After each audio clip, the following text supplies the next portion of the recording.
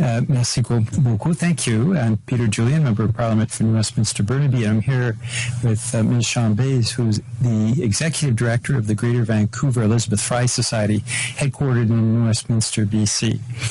Earlier today, I tabled 5,000 signatures on petitions from coast to coast to coast regarding an extremely important issue. It is that the federal government must honor its commitments to Canada's vulnerable children and must honor our signature in the UN Declaration of the Rights of the Children by eliminating the discrimination that currently exists in federal programs and federal benefit programs to children of parents who are either homeless or incarcerated. This is a concern that has been brought to my attention by Elizabeth Fry activists and the Elizabeth Fry Society, and we believe very strongly that we need to change the system that is currently in place. Today, about half a dozen members of Parliament tabled the 5,000 names of petitions, and increasingly, I think members of Parliament are becoming aware of what is discrimination against children who are in unusual living situations. These children really deserve our support, and these children need to have equal access to federal programs and services that currently exist. We talked earlier about the child tax benefit, the homelessness partnering strategy. These are programs where currently there isn't full access by Canada's children to those programs, and this definitely needs to change. Alors, plus tôt aujourd'hui, on a déposé en Chambre 5000 noms des Canadiennes et des Canadiens qui s'opposent à la discrimination qui existe présentement vis-à-vis les enfants au Canada. Le Canada a signé la Convention internationale relative aux droits des enfants, portant en plusieurs programmes et accès aux prestations des enfants qui sont livrés de façon discriminatoire. Et ça veut dire que c'est souvent des enfants, des parents qui sont sans abri ou qui sont en prison. Ces enfants-là ne reçoivent pas les bénéfices que d'autres enfants pourraient recevoir. Alors, on veut changer cette situation-là, parce que c'est pas dans l'intérêt des Canadiens. Et bien sûr, ça fait en sorte que le Canada ne suit pas ses obligations qui existent déjà sur les traités internationaux. Alors, il faut changer cette situation. Aujourd'hui, on a eu une demi-douzaine des députés qui ont présenté ces pétitions, les 5000 noms, qui commencent notre campagne de mettre fin à cette discrimination qui existe dans le système. Et on espère bien qu'avec plus de connaissances publiques, on va réussir à changer cette situation. So I'm now going to turn things over to Sean Bays to talk a bit about the discrimination that exists currently and why Canada should be meeting its obligations under the UN Declaration. Thank you, everyone. So we really... Okay. Thank you, everyone. We really came here and forward with this petition because we were calling on the federal government to further the commitments that it's made to support all children, no matter where they live or how they live. And that really for us is where the rubber hits the road. Our work is really at the nexus of the child welfare system, and we see the places they fail. And they're failing in 4 ways. We have children in less stable care arrangements because their parents are homeless, incarcerated, or struggling with addictions.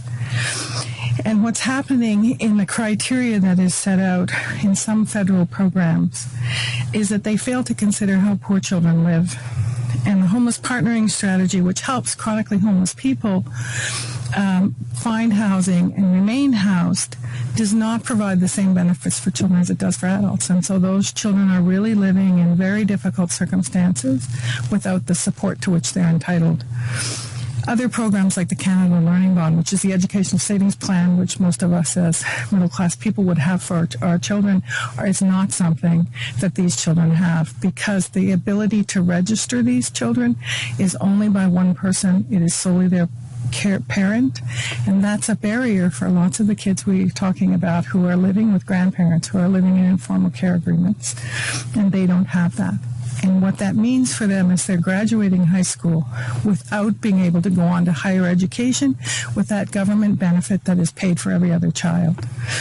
The second issue for us is ensuring that federal benefits, as they're set out, would reach the most disadvantaged children, because right now what we see is that the child benefit, which is entitled for every child, is actually not getting to children. We know of circumstances where one child in a family may receive a benefit and one child may not, and that's because the criteria set out for those kids really requires you to be able to have things like a doctor's note, daycare, registration, and many poor people don't have those things. And because of that, they have to wait until you go to school. School's another place you can get the school to attest you're the primary residence of that child. But a child's 6 years old by then, and we've already had them live without the benefit of that entitlement for a long period of time. The other things for us is about where children live in Canada, and that should not affect that. And because of the way in which care is provided for children through the federal transfers that are paid to provinces and territories, it is not always the same for children. And so we're calling that many of these poor children that are barred from accessing these resources, like the Canada Child Child Benefit, should be clearly identified based on this to address those bureaucratic barriers that are keeping them from reaching that entitlement. Many of the circumstances we're talking about are children who move frequently. So those are children who might go back and forth because their parents are homeless, and obviously parents want to save their children from homelessness, and they live with other people during those times, or they're incarcerated, or maybe seeking drug treatment. And so we're asking that the barriers that prohibit people from being able to prove their residency be really looked at and considered and addressed. Lastly, the federal government needs to recognize children affected by homelessness, drug addiction, criminal incarceration, like it does for other children who have a lot of barriers. In recognizing those children, they can ensure that they get federally supported services meant for disabled children and disadvantaged children, just like children who are witnessing violence in domestic violence situations. And lastly, it really for us comes down to this issue of Canada living up to the commitment it's made internationally to ensure that all children receive those benefits and entitlements. To do that, we came to the House of Commons because this is an issue, obviously, that would interest every parliamentarian. Peter Julian is our MP in our home riding, and he's very graciously offered to support us to bring this forward. So we brought forward 5,000 signatures of Canadians. Many other people have been offering their support. And it really comes down to that they want to ensure all children, no matter how and where they live, receive the entitlements to the benefits which they should, like every other child. That federal benefits and federal transfers would reach every child, and that means the federal government will need to recognize and support these children. That we broaden that definition, therefore, and make enrolling children in these benefits a less bureaucratic process, and ensure when families get those benefits that they're able to keep those benefits, because there are a lot of reporting requirements related to that which sees them disenfranchised from them, and that, like all international conventions that Canada has made, that it would keep the commitment it's made for its children and deliver on that for children. Thank you. Merci beaucoup. Alors, on a présenté des pétitions aujourd'hui. On va continuer. La prochaine vague, la prochaine étape, c'est la pétition électronique qu'on lance aujourd'hui aussi pour que des milliers et des milliers des Canadiens puissent participer dans cette campagne-là de changer les règlements. Puis on espère bien que le gouvernement va bien nous entendre là-dessus.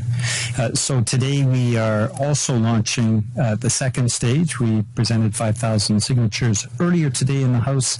We're launching our electronic online signature as well, and we're hoping that thousands and thousands of Canadians will add their voice to those activists with the Elizabeth Fry Societies who want to see equality and access and programs to children and want to see Canada keeping its commitments under the UN Declaration of the Rights of the Child.